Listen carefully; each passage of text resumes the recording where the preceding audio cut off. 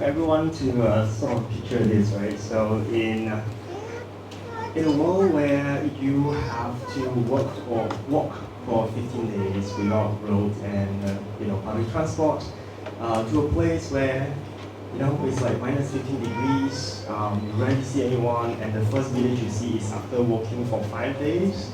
You can't plant any vegetations or trees because it's high in the mountain. Foods are very scarce, you have limited selection of fruit.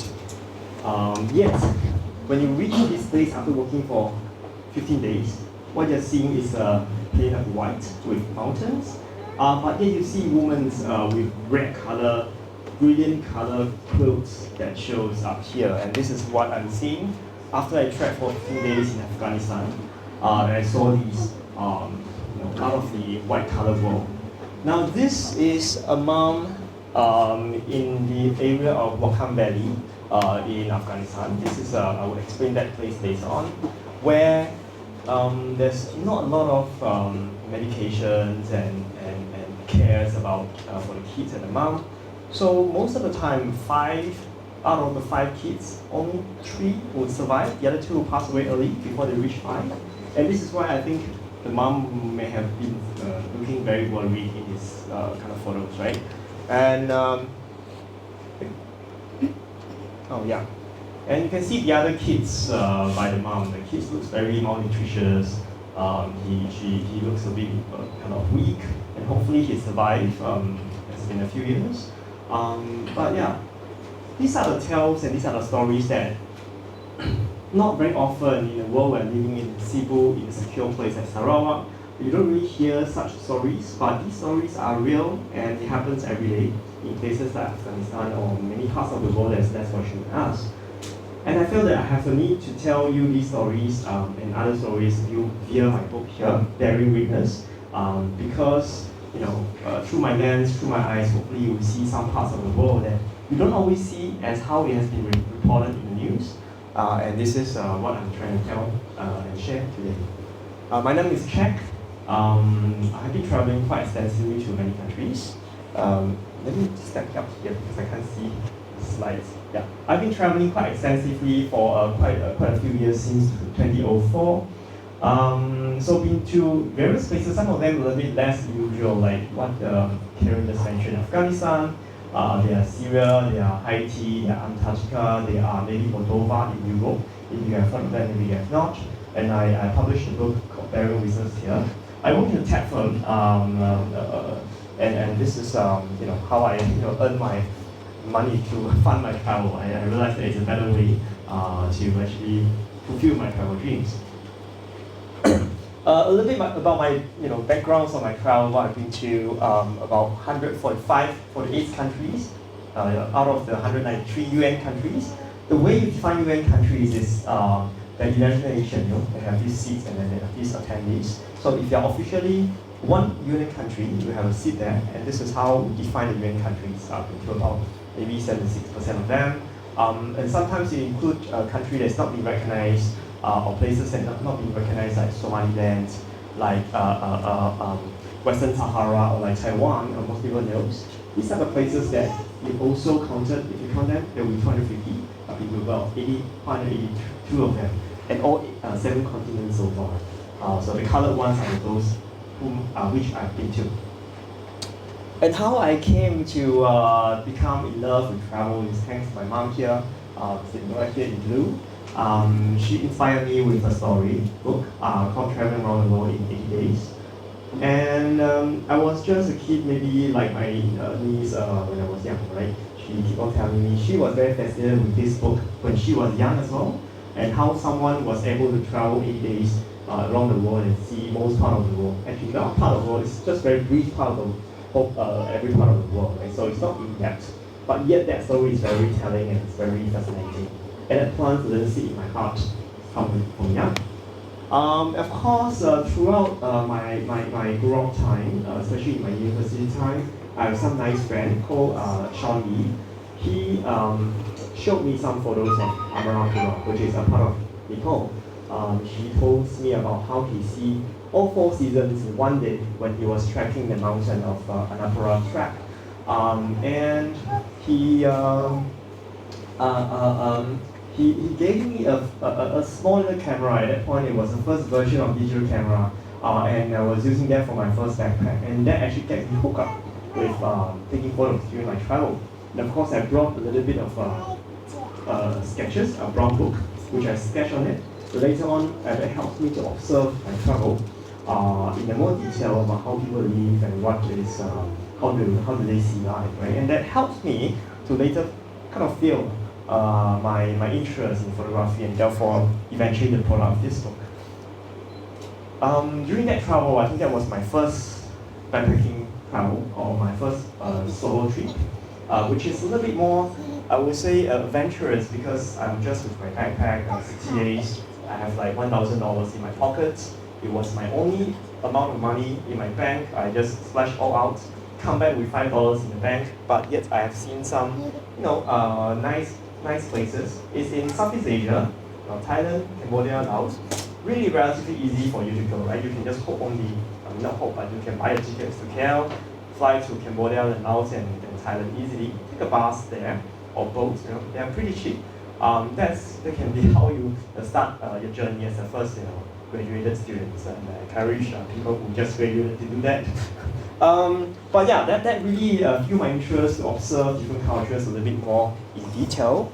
And actually, during this process, I start drawings and start sketching and start writing because I was so excited about my first trip. You can see, like for example, the first page on here.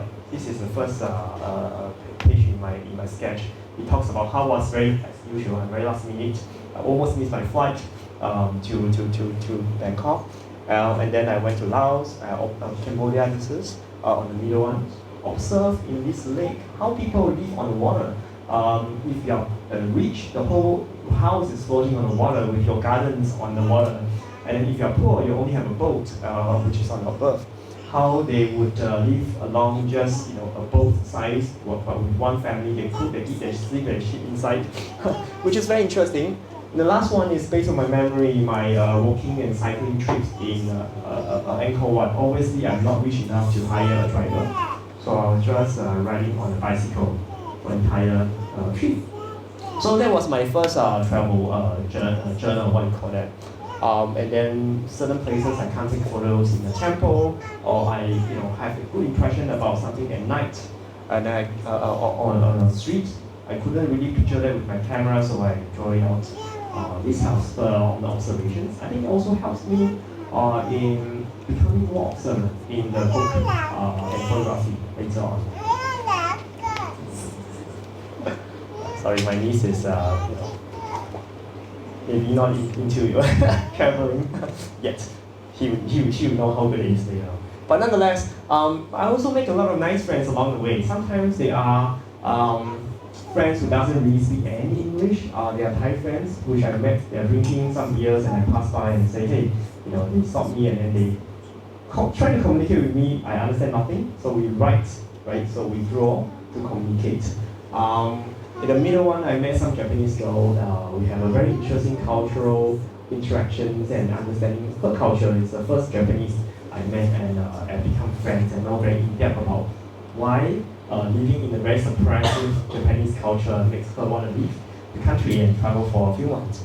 The last one is a Laos guy, a little boy who was very inspired to see the world. Of course, he's born in a less fortunate world, but we interacted through music. I let him listen to my This Man. At that point of time with CD, and then he started to understand, there are different kinds of music in the world, and this is in English, what the lyrics means. So yeah, each of these little trips or small trips along the way actually inspired me to accumulate my experience and interest later on for my travel. For example, Taiwan, hospitality. Myanmar is my vision for traveling long term.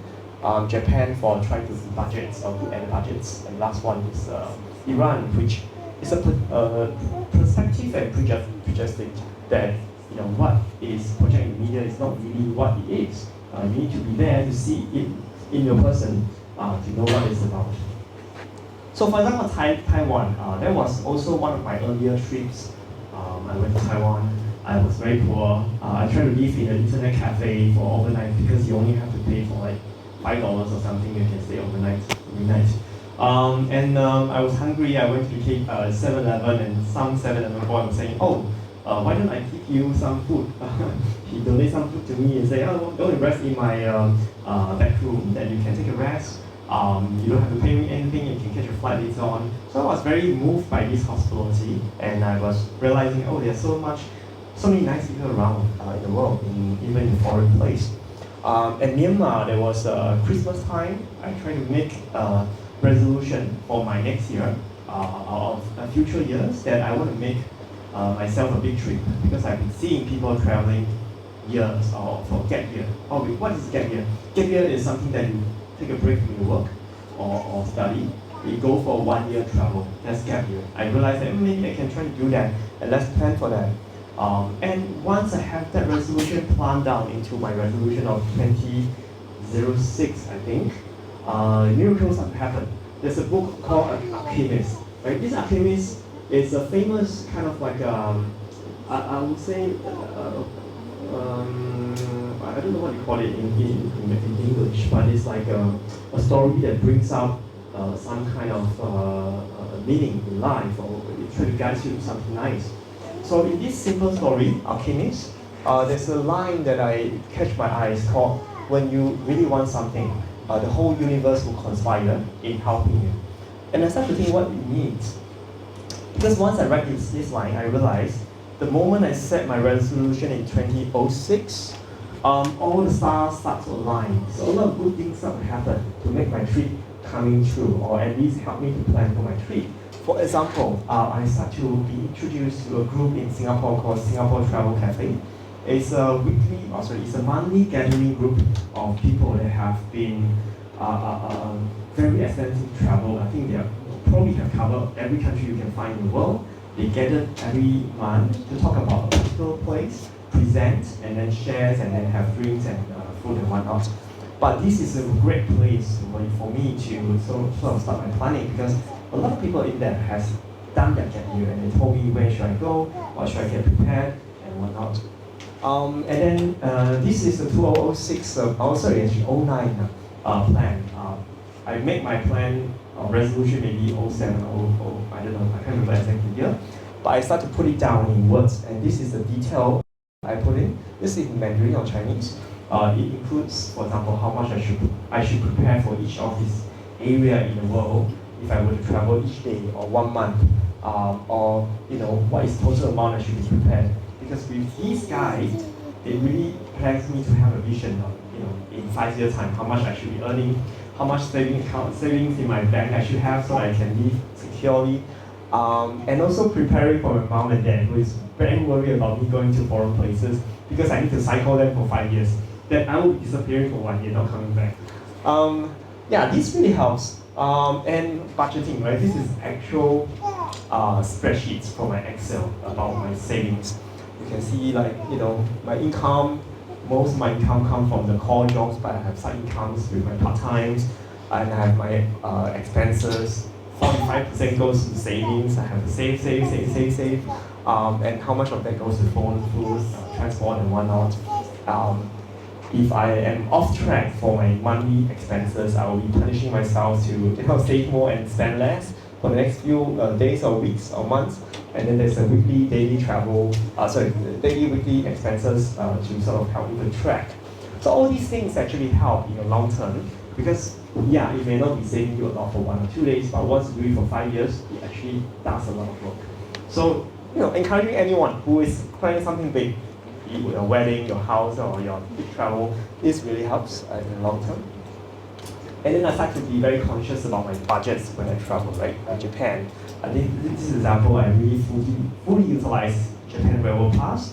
At that point, it was still quite affordable, and then I think you can really go everywhere in Japan with the rails.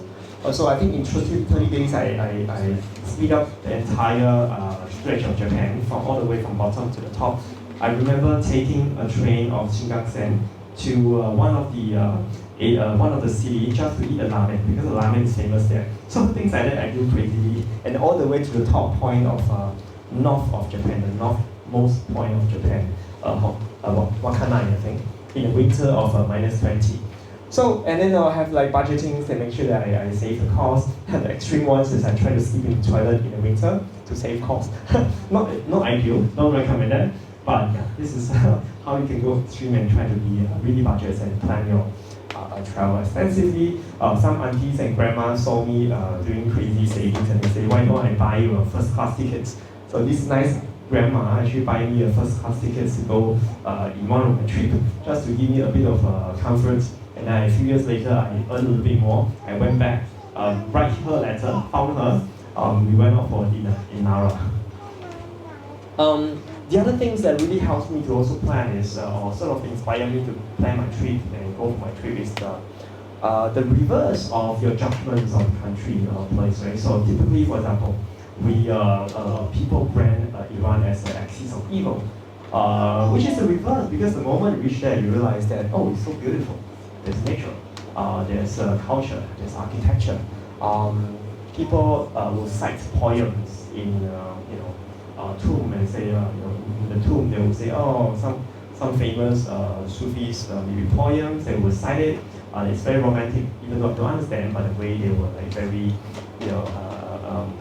intoxicated in their own world. It's really fascinating. But you can see, right? This is probably not what you will see probably in the news about Iran, but this is actually how Iran looks like. And most important is the people that surprised me. I remember that throughout my trip, I didn't buy any souvenir because it's all given by random people. I stayed in the people's house for at least two, three times a night. A lot of people invited me, but I was just feeling out maybe it's too much hospitality. I need to like a little bit. And some people will take leave and drive me out for trips, and it's not short trips. It's like trips from Sibu to Kuching. They will just take a leave and you want to go to Kuching, let me drive you tomorrow. I take a leave. Things like that happen. And it's just fascinating to be places where it's such a reverse of what you heard about the hospitality of this place. It's the hospitality. This guy, I think his name is Ali something. He briefly met me on a train, and then I think we were on the train from Keman to Tehran, which is the capital. He was there for like 1-2 stops. And then he was, oh, where are you from? And then he speaks bad English. We managed to communicate. And then he said, oh, we are flying this day. Let me send you off in the airport. I didn't expect much. On the day when I left, I saw this guy turning up at the airport with a full bag of gifts for me. I think there was a perfume, a vase, and then maybe a watch, if I remember correctly. He was giving me as a gift for someone whom we barely spoke for a few hours on the train. So this is the kind of like amazing hospitalities I have, and I think that there must be a lot of places in the world that that has not been explored and been told that there are so nice people and stories around. I need to see myself with my own eyes and my own ears and that. So things start to get whipped and planned out. For example, I know that I'm going for the 1-year trip. There was plannings on weather. So different timing of the year, different places, there'll be more cold, more wet, more hot, more dry. It may be more suitable for travel for a certain period of time. So you see that blue color is the best time to travel, the orange color is bad. So I try to sequence my country such that I'm always there at the right time for the right place and the best sceneries and whatnot. As you plan for your trip, what you bring is important. You'll be surprised that your whole life can be packed into just one bag. You can have 1 long pants, 1 short pants, 2 t-shirts, 1 shoes, 1 slippers. You can travel for 10 years. I traveled for 1.5 years. There's no additional clothes needed. Maybe you have to replenish your shampoo from time to time, but not big deal, right? So I only have this small bottle of shampoo and body shampoo throughout my whole trip because you can always replenish or go to the hospital and squeeze a little bit more inside. All these things, you don't need that much for your travel. So forget about bringing your big bags and your 40 kgs of luggage on travel to Japan. Well, if you want to shop, yes you can, but you can actually take your luggage into a small pack. And that's really helpful, right? There's also even like 7 days trek. I have all my food and my tank and my bag, my sleeping bag is all in one bag. I managed through by myself in trekking for 7 days in a minus maybe 0 degree trekking. So it can be done. Life can be as simple and just in exploration mode. Of course, safety travel, I'm very conscious about safety. So I actually do a lot of safety kind of research before on what possible scenarios can happen. For example, my wallet is always like this. You can't really pull it. Even in Malaysia now, I'm used to it. So that what do you call it, robberies and whatnot. If you have a passport, you have something like this. Your passport goes here. So these are some of the travel trips. And other things I've been planning, right? So just to make sure that whenever I get it wrong, I don't lose too much. So all these things helps. Of course, I think most of us, if not every one of us here is Malaysian. We actually have some of the best passports in the world. If you rank, how many countries can go without visa? I think Malaysia is ranked either right now 11 or 13. 11, yeah. So 11, imagine, right? We're actually on par with a lot of European countries. It's just a few, less than them. So if you are ready to explore the world, you can actually go to a lot of places with a lot of freedoms and ease to go anywhere you want. So anyway, people are usually very interested about my big trips to the gap year. Where do I plan to go? I eventually decided to go to South America and Central America because that is the furthest away you can go from Malaysia here. It's the other side of the world, opposite. There's no direct flights. It's not like US, you need at least 30 days, 60 days to go there. So that was my plan, to go to Ecuador, go all the way down to the southern tip of Chile, Antarctica, back, going out, Brazil, see the carnival, go up all the way, Venezuela, Colombia, through the mountains area there, and then further on to the Central America, all the way up, before I reach US, fly all through Europe. So that was my plan. Of course, a lot of people felt very interested and say, oh, how much do you have to prepare? You have to prepare $500,000 or $1 million for that trip. No, you don't need that. You only need $30 to $50 US per day. It's probably more than, much less than what you have to spend to beer in karaoke or your good meals in Sibu even. Or sometimes it can cost more than that if you go for a steak. So yes, it can be affordable. Someone is laughing at the back. I wonder how much they spend in one trip. Now, nonetheless, yes, how much does it take for you to plan for that?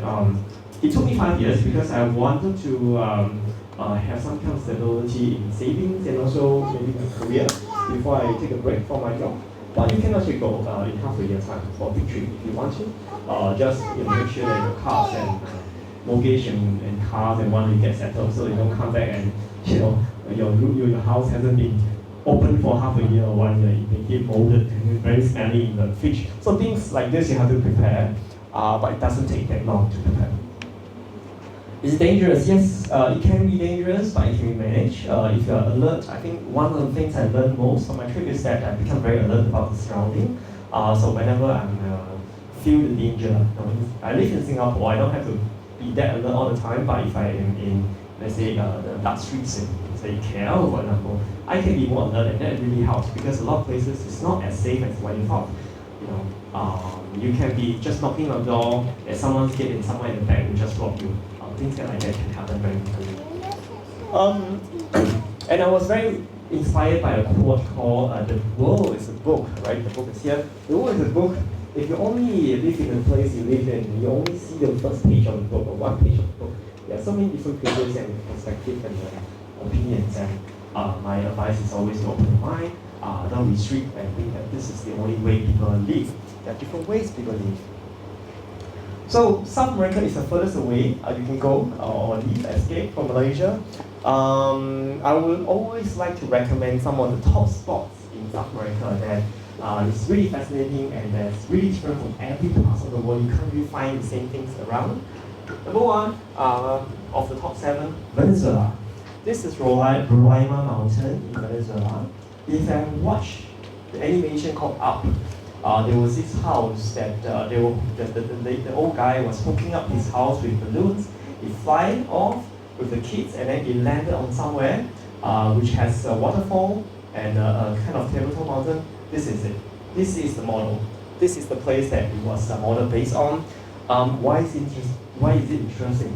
Now the place has lots of tabletop mountain. I think this is the tallest. It's also where the tallest waterfall Angel Falls is located in this part of the world.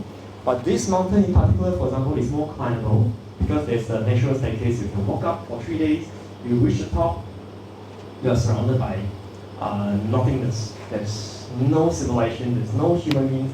Even very little animals. Some of the animals you will see is this black color frog. It's this small, always clings to the animal-eating plant, which is native to that particular mountain top. You can see that the pole is actually pink color, right? They have pink color sand, pink color pole, some kind of algae inside. It's always raining, and the formation of the rock feels like top of the surface of the moon. And when you watch down, of course, you have these breathtaking views that you are by yourself. Of course, I get lost also, but finding a way is important. But you're really by yourself on the top of the world, and there's a sense of isolation with the nature, and the kind of overwhelming feelings of how the winds and the clouds will blow on you when you're stepping or sitting on that particular cliff, which I did, was really breathtaking. The other place I really like to recommend is Galapagos in Ecuador. This is where the Darwin, when he traveled around the world, he went to this place and realized, oh, why animals are so different here? They're not afraid of any human beings. They have been so secure that there's no native enemies to hunt them, and therefore they're not afraid of people. They're not afraid of each other. You see the lizard is just clinging on the other lizards, or iguana they call it. Some iguana has evolved that they can swim. They eat algae. You can swim with them. And when you swim, you also have like little sea lions try to play with you, and the penguins will come to play with you, the dolphins will come to play with you. It's just a very magical place to be in. And the birds, of course, they are just don't care. They're here, you're here. They keep on doing their things, and there are whole like millions of birds around, shitting around on you, and it's just also another fascinating experience. And then the other top spots is in Easter Island, in Chile. It's one of the most isolated places in the world. It's neither of the Pacific Islands. The next island is around 7 hours by flight away, which is French Polynesia. But yet, there's like a few thousand native people over there. You have this moai, which is the stone carved, like I don't know how many times, but super heavy. Nobody really know how they managed to be created and dragged around the island where there's not even trees around. So how do they create the wheels and all this transportation? But yet, there are some rumors saying that when the night falls and something happens, the moai will jump themselves to the places they're supposed to be. But never mind, that should probably not be true. But it's just a magical place to be because of the isolation and the beauty of the moai that feel magical, especially you wake up at night to look at the sunrise or sunset. The other top spot I really like is Bolivia and Chile between the border. There's a place called Uyuni. First, you come across this, which is the I can actually point it. The Uyuni salt lake, which is all white because of the salt. When it's dry, it's all white. It's so white that you can't really open your eyes because it's so bright at the daytime. But when it rains, I don't have a picture because I've not been there during the rainy time.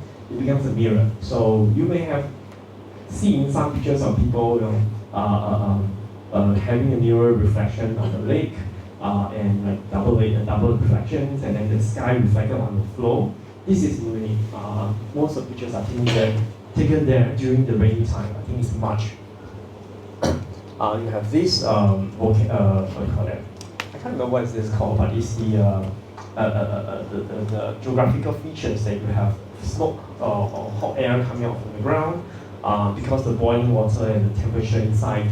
And then you have these very scenic, multicolored lake. It's pink, sometimes blue, sometimes green, with yellow colored vegetations and pink colored flamingos flying around in the blue lake.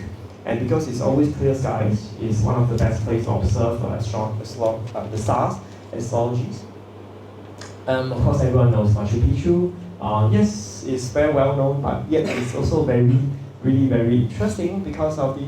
In case you don't know, right, the back of the mountain of Machu Picchu is actually a site profile of what do you call it, shaman, the religious leaders of the tribes.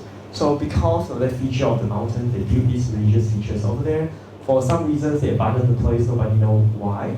But the backdrops of the nature, the fantastic kind of structures of the whole religious place, and because it's so mysterious, and you have to actually sometimes trek a few days to go there. Nowadays, in trains, it's just too magical to be there. And then sometimes the cloud come in, sometimes it's bright. Again, you can have like different seasons, weather within one day. I don't know whether it snows, but it was raining, bright light, and then the smoke, fog, and whatnot. For entire one day, during the one day, it's a lot of different views.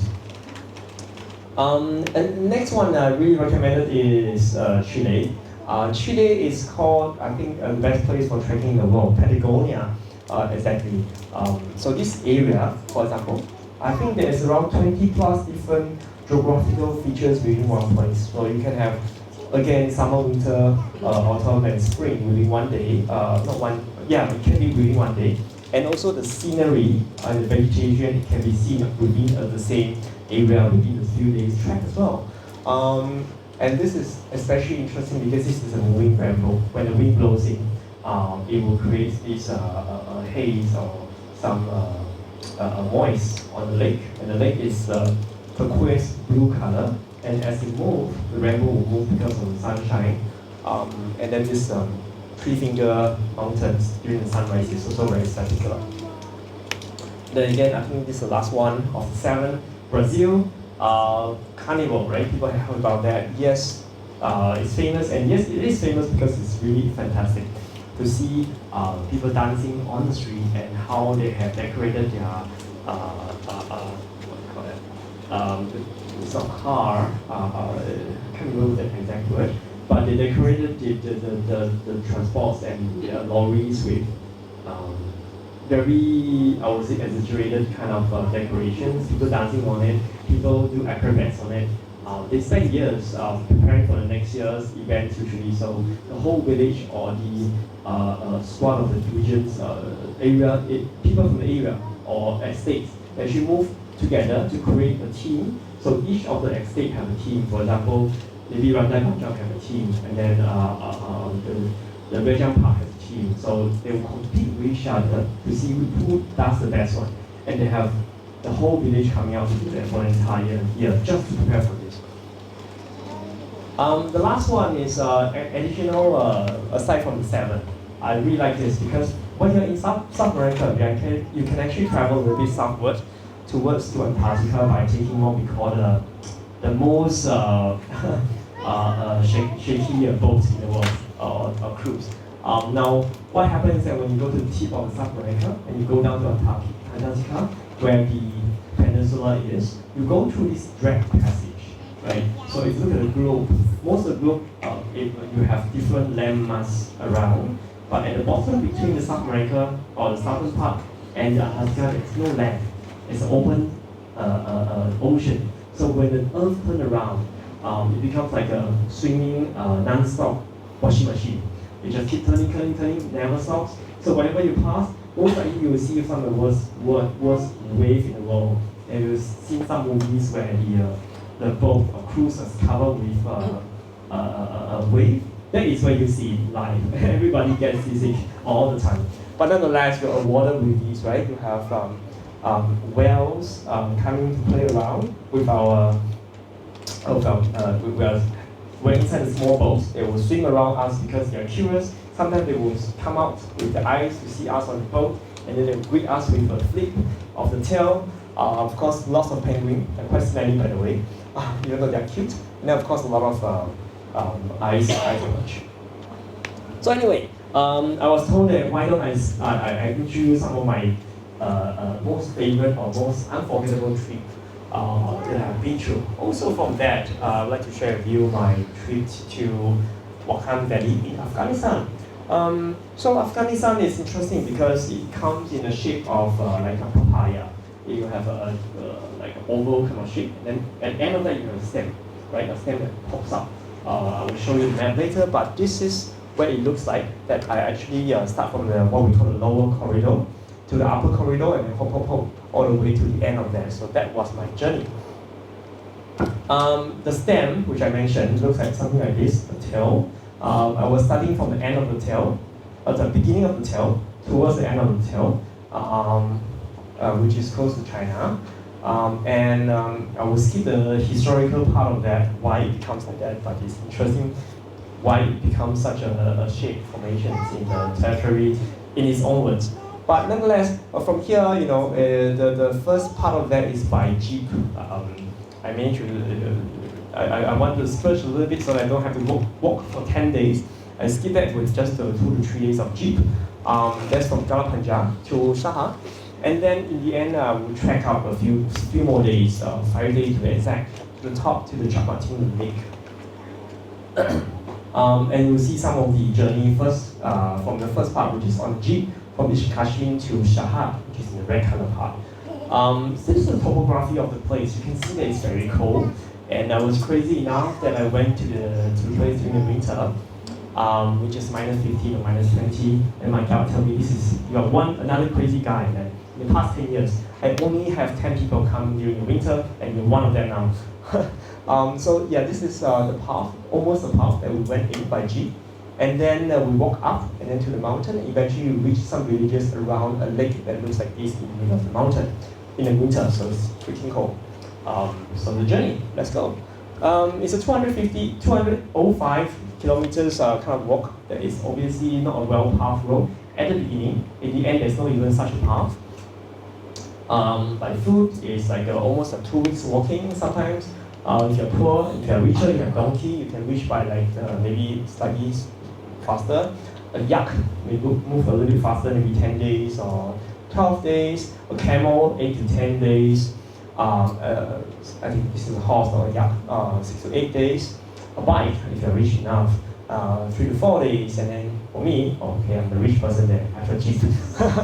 I reach there in 2 days time. Yeah, and then we have to drive through some of the frozen lake and river to arrive destinations or the stop before we walk up to the mountain.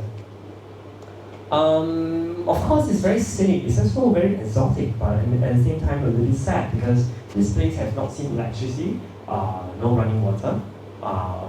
There's not a lot of food to eat because in this kind of weather you can't really plant much, and then the land is not very fertile for you to plant a lot of things. So the food option is very poor, and that's why, right? I mentioned the kids over there. Out of the 5, usually 2 or 3 will die before they reach 5. And for the mom, the biggest wish for being a mom is they will die during the delivery because there's no medical help. In fact, when I was traveling there, my guide's friend's wife just passed away because of delivery. It's just a very sad truth over there. The road is bad, of course, you can see. The children, they will have to work because there's a very limited resource. The parents have to take care of the farm.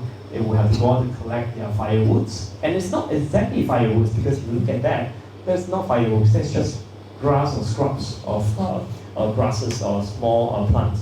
And the fire doesn't last for long, it lasts for like 15 minutes with the scrubs because it's so little. And the kids have to walk through this kind of path journey to reach home to bring back firewood for cooking. The girls will have to be at home to sort of take care of their younger brothers or sisters. And if you look closely, this is only 5 years ago. She has a lot of marks on her face that symbolize that she has been exposed to so much sun and hardship. Look at her hand, right? Her hand probably have more wrinkles than my grandma got. So you can see how hard and dry and tough kind of environment they're living in, even as a young girl, that she has experienced so much. And reaching there and further on, I have to climb out the mountain to reach the village I want to go. Why I want to go there? Because I saw this kind of lady with the red costumes in the National Geographic at 2030 when I was doing my 1-year trip. I decided to end my trip with a trip of my life. I want to do it tough. I want to do it something memorable. So I chose this place and come in the winter because this is what I see because it's really tough. So the last part of that journey is to go up the mountain by walking. 5 days walking journey. We needed a yak to help us. We couldn't find a yak because they are roaming around in the winter. My guide who walked to from Afghanistan, he walked to Pakistan to find his yak, cannot find it. He come back, he walked to Pakistan. Finally, he found the yak. We waited for 3-5 days. Finally, the yak arrived, and obviously he's not very happy that he's not enjoying his winter break. So he started to become a little bit lazy. We have to sometimes pull it. We have to sometimes beat it up so that he can move. We have to sometimes stone it so he can move along in the winter. But yeah, he has all my cameras and equipment and food. So he's important, VIP. We have to give in to him. But yeah, this is the journey. And that guy is my young man. This is a kind of a terrain that we're passing through, right? You can see that it's a vast, tall mountains, white, very cold, and at the same time very bright because with the reflection of snow, it's actually very bad for your eyes. And there's no path, and we know the path because the guy is in front of me. But otherwise, I would definitely have lost my way. There's no way I can find my way going up and coming back alive. I remember there was an old man who tried to come down. He lived outside the mountain. He tried to come down to go back to his family. He's like maybe 56 something. He couldn't because it's too cold, too tough, and he knows that he will die along the way. So it's very sad. He will just be kind of left alone there without coming down. I don't know eventually whether he made it down, but he told us the story that he is stuck there for many years because it's all in weak. So yeah, it's also a very high kind of mountain altitude, so you kind of breathe very hard when you are climbing mountains, and the snow is definitely not built for you to climb up, so it's very slippery, not nice to secure yourself on the steps, and yeah, this is kind of tough, but the scenery of course is very rewarding. You can see that it is I would say when you're in this kind of situation, you feel like nature is really the king. You are really small and unimportant, but yet you are consumed by this powerful nature and the sceneries. You can see some signs of human beings trapped. For example, you can see this bridge they built. Obviously look very flimsy and it can fall anytime. And then we have our heavy yak and whatnot going through that bridge, but you don't have a choice anyway. And finally, we start to reach some civilization. You can start to see some yakmen and sheep and goats. That means someone is trying to raise animals around, and there are probably some animals around. In fact, they bring animals up to the mountain sometimes because this is where I think the weather is more suitable for the animals to graze around. It doesn't affect vegetations below low ground, so somehow it's a better place for them to raise these animals. So these people who are isolated on a mountain, they're actually quite rich in the local terms because they have a lot of animals. And these people, they will have to, of course, take a break sometimes when they travel. So yeah, biggest entertainment. By the way, aside from smoking, what do you call it? Weed, I can't remember what's that. It's one of the drugs. So this is where the drugs actually get transport between Afghanistan to China, right? So it's a famous kind of route. So aside from that, that is part of the entertainment on a daily basis. The other one from that is drinking tea. So this is what they can do. They will sit down whenever they are free or they are traveling, take a break. They will start boiling the tea with the milk of the yak and drink it. And interestingly, you can see the guy, Asian looking, but they have eyes of green eyes. So they have, I think, Kyrgyzstan's kind of blood, but with the mix of the Western people. You have the Western look and Chinese look at the same time. It's very exotic to us. As I mentioned, they like drinking tea. The tea is not sweet, the tea is salty. It's milk with salt and the tea. The tea is imported from probably Pakistan or somewhere. And even in the high mountains of 4,000 meters, they will still insist that they need to find a scrub and then they have to boil the tea even though the wind is really cold. I really want to move on and go back, but they said, let me have a tea first, and then spend the next 2 hours trying to boil that particular tea. I think this is their way of life. This is the kind of place we live in. It's definitely not a hotel or motel. I can hardly say that it's a house, it's just a hut with open window and open door. You can't really close it. So at night it's really cold. When you wake up, your whole bottle, like this, is freeze to the eyes and you can't really sleep anymore because it's just too cold. And you have to wake up and wait for the daytime to come, around 2 a.m. We have some butter sometimes to help us.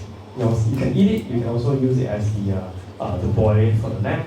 It lasts for a short time. So after dark, your kind of light is just a very brief kind of moment. You can burn the scrub and then you just burn for a little while, hot the water for like 15 minutes and that's it. You're done and you go back to sleep.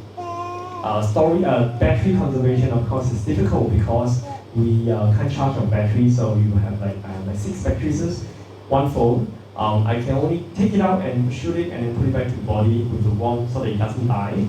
And that is lasts me for 23 days, I remember. At night, of course, is cold, but it's also very kind of healing to be stepping out and there's no lights. It's just full bright starlights, and the galaxy is on top of your head. Is quietness. I don't think there's even insects because it's too cold for the insects. It's just very serene and very it's too dark, very quiet. But there's a house here actually. This is where I stay in as well. But finally, we reached the village in the Chap Martin Lake.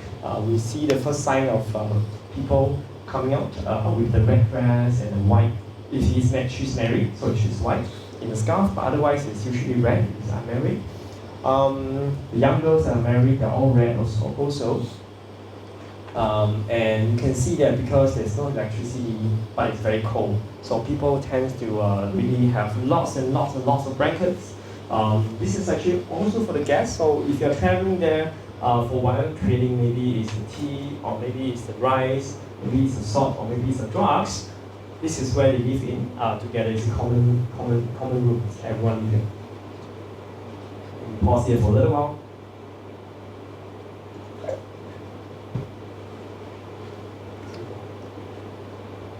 Yeah, this is kind of a whiteness I'm talking about, right?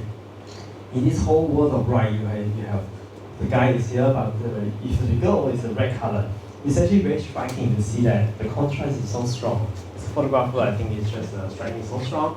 It's like a lifetime opportunity to take photos of a lifetime. Inside, it's actually very similar to the Mongolian hut that you have, because they share this common kind of culture, right? They are moving. So on the mountain, they are moving tribal people. They used to be tribal people, but they they are stuck in there because the boundary has been set by different countries. They can't move out. They can't travel with the season, so they have been just stuck in that stretch of mountain for a long while. The papaya stem I mentioned. But inside you can see that the house, they will try to dry the meat, whatever yak or sheep they killed, and this will get dried with fire, and this will last them for a while. Obviously you don't have vegetables and very little fruit as well, so usually it's just a lot of rice, a lot of butter, milk, and sometimes meat. Almost every day we eat rice with salt and butter. It's pretty boring. Occasionally you have some bread with sugar and milk again. I won't say it's the tastiest, but at least it's something different from what you eat daily. They don't really have fuel or petrol or whatnot, so what they do is that they would have the yak dung, sheep, right? The yak dung, they would dry it and then they would use it as a fuel. Surprisingly, actually, it's quite clean, maybe because of environment. And if you want to warm up your bread, you just put your bread onto the yak dung. Somehow. Sounds disgusting, but actually that's how it works. And it works well. Occasionally, I think the UN is bringing some food around, so you can have the biscuits, which is their luxurious food, give out for free to sort of give them more nutrition as I eat. That was my treat in the trek.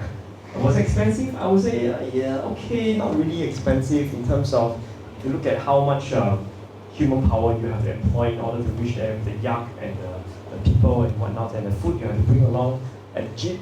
It cost me $1,700 if you break it down.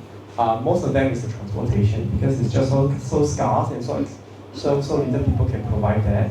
But otherwise, I think the food and accommodations and and tours not that bad. This is, I think, the corruption money I have to give to the polices there in order to pass and go through different customs over there, because there's a lot of security check. Sometimes it's necessary when you do that in a lot of developing, very backward countries, just for security purposes. And I realized that once I travel more, the less country I have and the remaining countries I have, the more expensive budgets it become, because you think that going to Africa is cheap. That is the opposite.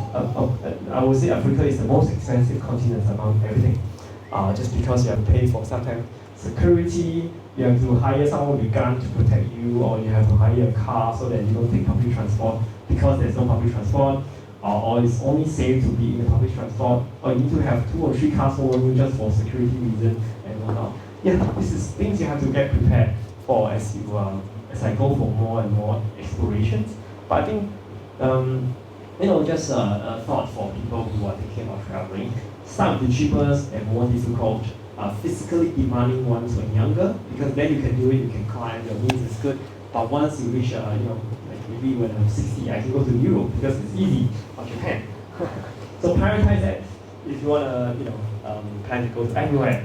But nonetheless, I think people are sometimes also interested about how the rest of Afghanistan look like. Because of the first trip I have made the trek in Afghanistan, I thought that, maybe I want to see the rest of Afghanistan, which actually looks very different, and it's not as secure as the trekking looks like.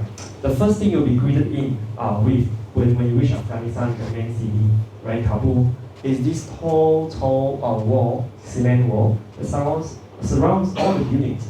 For example, if you want to go to the library, you don't just go to the library, you have to go past this wall, and then there will be someone checking your car, looking bottom of the car whether there's any car bombs. They will search your body, search your bag, another bag. I think, if I remember correctly, when I went to the airport, I think I went to 9 levels of security check, and it was searched inside out all the time.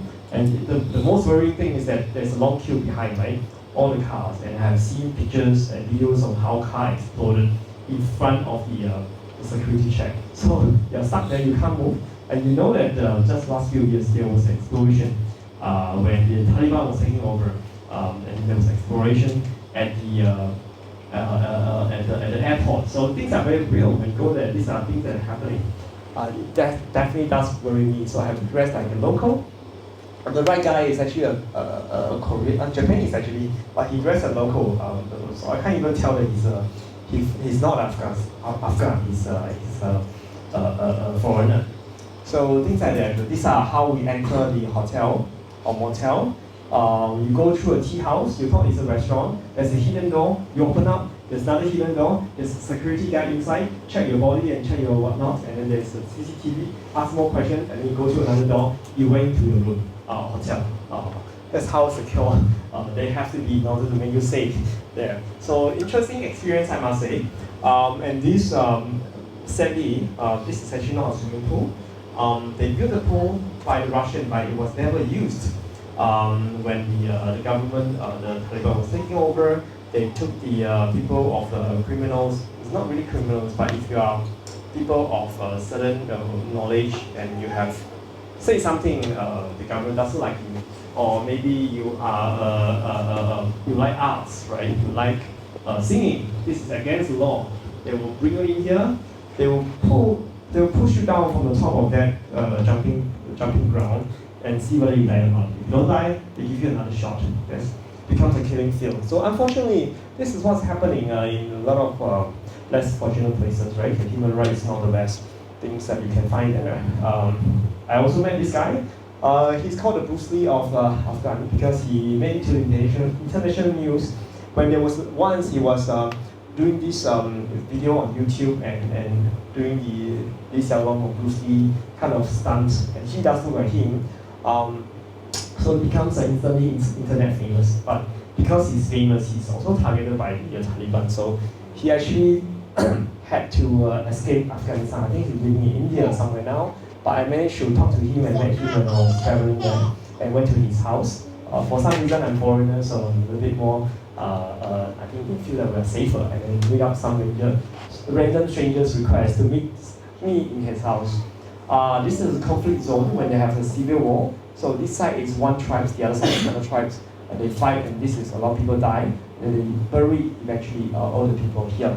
The blue mosque right beside that conflict zone, you can see, I don't know whether it has any bombing happened before, but usually when you enter, is where the kind of a bomb could happen, a human bomb, right? It's a very real threat. When you visit that, it can happen anytime. In fact, the first day I was there were 3 bombs. One in the park, I think, the other 2 I don't know where. And then my colleagues and my friends was really worried. But on the silver lining, there are always people who are more willing, very willing to help, even though there are so much risk around. There was a circus, or school circus, for the kids, especially female kids, girls. That was built by, I think, a European maybe volunteers or NGO. They will build these secure grounds where people or the kids will play around and learn a lot of circus tricks, and then they will perform around. I think some of them even went to Europe to perform. And this is one of the sources where the girls can mingle around, because in their world, I think they are not encouraged to be, girls are not encouraged to be seen outside of family. So this gives them a bit of social life and interact with their friends before they turn adulthood. I think after they turn adulthood, they have to leave this place. What do you think this is, right? This is a wedding hall. Before you go to the wedding, you have to go through a check by the military people just to make sure you don't carry a bomb. And at the back is their wedding entrance. They spend lavishly in the wedding.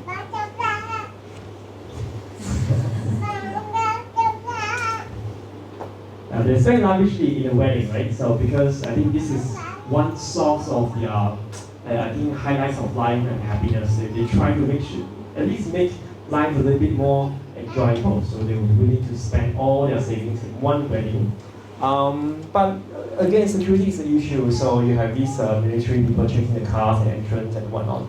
There was some news about some of the weddings getting bombed when they were held. But nonetheless, people are still willing to, life to go on. They still live there. When I was young, I used to hear this news about the Bamiyan Buddha's bombing. So there used to be a big Buddha here, the biggest Buddha sculpture here. And I think it was bombed when I was in primary school. It was a very famous World Heritage built by the people over there when, what year I can't remember, I think maybe 1,500 years before, when Afghanistan was still a Buddhist country. And over the years, actually, even though they have converted to the Muslims, but they are still preserving this well. People are respecting this because this is the cultural heritage of them. But unfortunately, when the Taliban came, actually bombed it off. So it's a sad thing. But nonetheless, even with the niche only without the Buddha, it's still a very spectacular kind of heritage to be observed. It's a vast place. You can actually go behind. There's some buildings, but there are a lot of tunnels behind. People live inside. So all these niche, aside from the Buddha's sculpture, there actually used to be houses as well. It's a very interesting place to be seen. And a lot of people do not know that actually there is a very famous national park in Afghanistan called Badamil. This is the entrance of it. I went through it during the winter. And once you enter, you can see this very interesting, I would say, valleys and whatnot. I went there during winter, so it's the snow is everywhere. Pretty cold, but it's very scenic. It's very monumental, right? So we went there. The sculpture of the nature, the winds and the water and the lake that shapes the mountains, make it very interesting. You would thought that you are somewhere in Canada or somewhere in the US National Park, but it's actually in Afghanistan. And then in the Mashar-e-Sharif, it's a city. You have this shrine.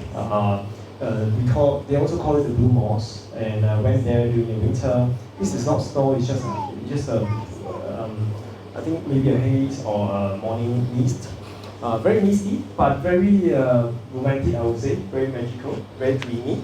You have people cleaning the floor, and then early worshippers coming in at 6 a.m. in the morning in winter. And then you have this, also another Buddhism kind of heritage that left. I think there were some worshiping places in the middle part of that, which you can also climb up and explore. And there's a guy here, the guy, driver who drive me there, he has an interesting story to tell as well. This guy is called Ilyas Panahi. He was, what we call it, mercenary soldier in Syria.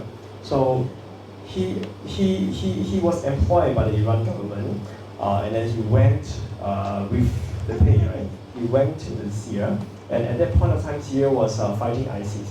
So he's employed to fight ISIS off Syria, and he went through a very dramatic kind of story, life and death. This, by the way, is his the tattoo here. Is somehow symbolizing his mom. He has a lot of love for the mom, what he told me. And then when he went for the missions, he was almost killed because there was one night in the evening he was ambushed in the camp. Almost everyone died during that camp, but he said when he was being ambushed, someone was shooting him from a few directions. He got some at the back of here, maybe some at the chest. I think he got a few bullets. And described the moments of he getting bullets. It's not painful. He felt there was a burst of warmth inside his body, and then life is like a showcase of a show in like a few seconds. The whole life is squeezed in a few seconds, going through his mind, and then he black out, and that's it. A bright color, a very peaceful kind of a thing.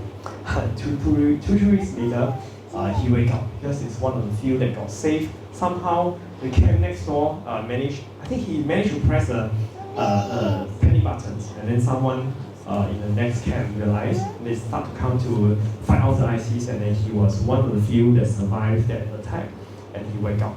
And he managed to heal and come back and tell me the story and become my driver while he's working for his life. And this is how I get to know someone who is so close to what we thought is a media story, but this is actually a real person story that I've experienced.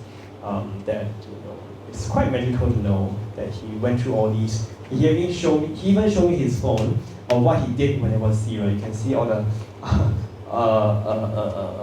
the guns here, machine guns, and his job is to usually observe where is the enemies, and he coordinates these enemies' location. Send these coordinations to the someone who can shoot the missile or whatnot, and then to attack on the enemies.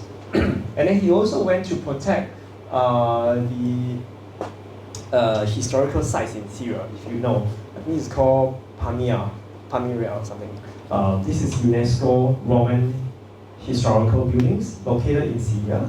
It was very well preserved, but it was attacked by the ISIS during the occupations. They bombed some part of it, but most part of it is still intact. I think they have holiday. When it's holiday, they actually went back because the ISIS had been chased away. They went back to the site. They have some holidays there. Obviously, no tourists. Only the soldiers can go there. So he has some kind of a unique experience as a travelers there, where he has the whole place to himself.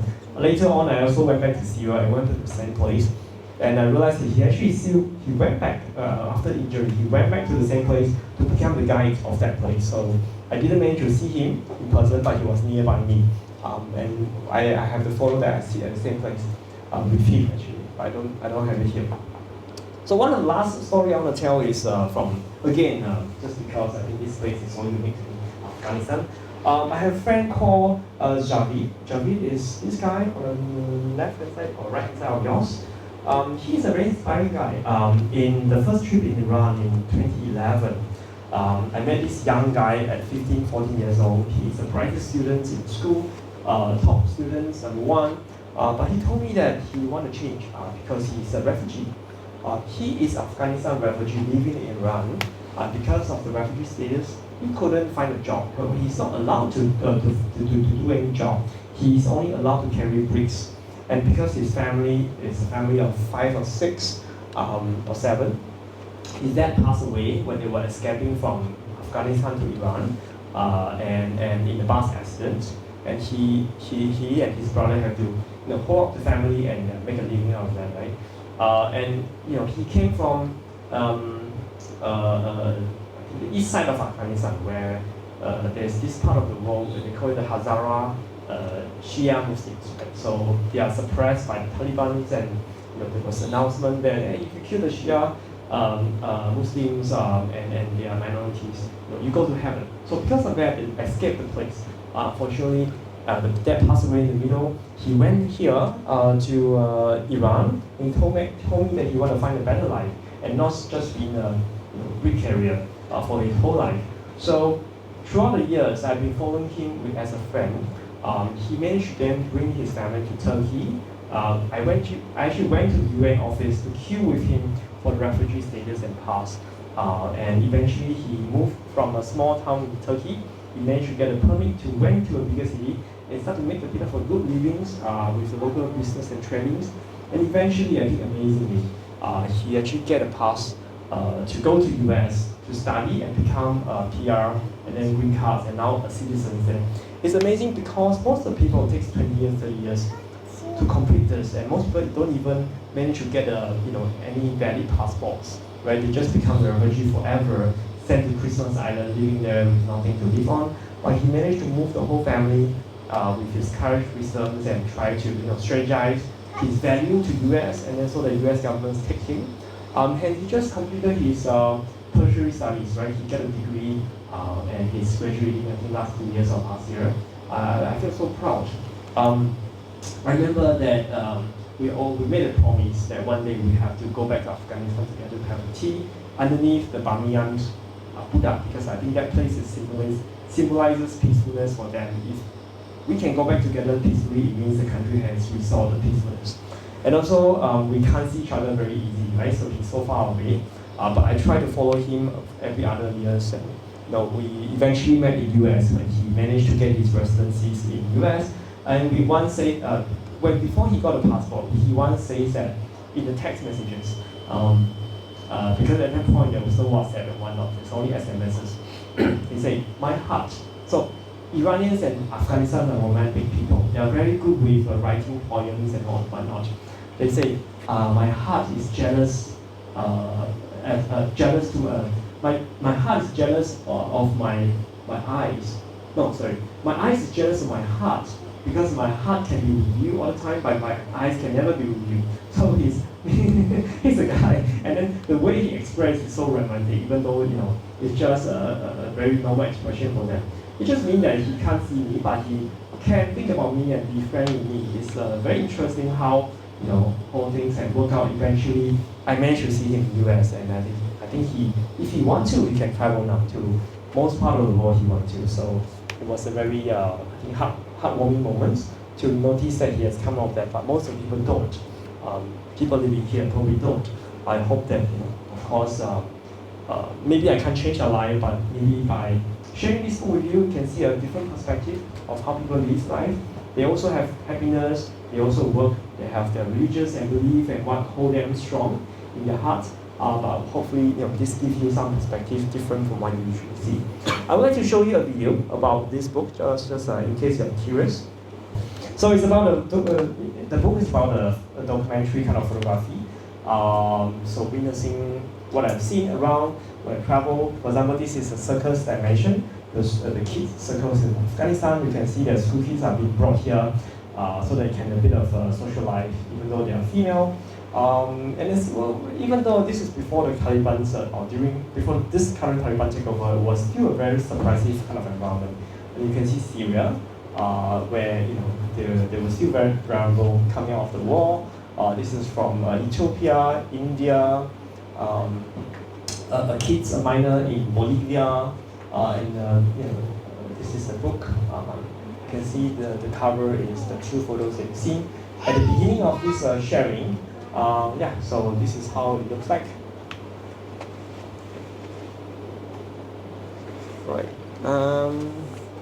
Right, so a little bit about the creation of the book, because again, this library, I really want to share about how books can be created. The creation process actually takes quite some years. It was 2004 when I started photography, so I think 20 years ago. It was about maybe 2014 that I started to have the idea of creating this book. It takes about 4 years to move my ass. It's been the resolution for a long time, but I started to move my ass. And in about 2018, when we put together, or I put together a consultation of photos, I think will be interesting for people to see, and because the creation takes some time, because a lot of photos to decide, right? I think that decision is actually is tough as a photographer, because I'm too subjective to what I want to share. But nonetheless, it's gone through, and then there's one time that my friend said, hey, you want to put some captions to your stories so I can pictures so I can know what is behind the stories of these photos. I decided, okay, let's do that, and it took me another year. Good suggestion. It really drags me on another year. And then I realized that my dad can't really read English, so why don't I create a Mandarin one? So another year of Chinese translation, essentially a Chinese caption of 2021. And it took another year for the design. Some nice friend from Apple, not from Google actually, become my chief designers for this book to help me on the layout and whatnot. And then another maybe 9 months for the printing, paper selections, and whatnot, eventually marketing sometime. These are some photos you can see at the beginning at 2018 when we, with my friend, I print out all the photos on the floor, and then we start to look around to see which one is their favorite, and then have a bit of public opinions and voting. Eventually make the first selection of the photos. Of course, later on it took still a long time to curate and also make the process and arrange. Make sure they have a story. So in the book, there are 3 sections. One is about belief and religions. The second one is about work and daily life. And the third one is about love and joy in life. So hopefully you can feel free to browse around if you like to. The library, you also have a copy of that for reference and borrowing. And at the last, I'd like to thank my dad. He has passed away 2 years ago, 2022. But I think in the process of him raising me, he gave me the feelings about, the understanding about empathy, right? So even though we may not come from the same backgrounds in the world, but trying to make myself be in the shoes of the others, maybe have helped me to make friends with people, and eventually also maybe make them hopefully capture the souls and the sense of the person as I interact and present it in the photos and book for you. If you're interested, usually in Singapore, you buy in the retail stores, it's 488 ringgit. If you buy directly from me, usually it's 480. But for the events, you can just get it from me directly here. I can sign for your name and whatnot. I can grab a copy at 318. Can direct bank transfer or cash if you like to. Or otherwise, feel free to browse in the library as well. In case you are interested, I do have social media for following in the Instagram, Facebook as well. If you want to follow me on the professional LinkedIn, you can also do that. And that's it. Today's my sharing is ended. Thank you for coming.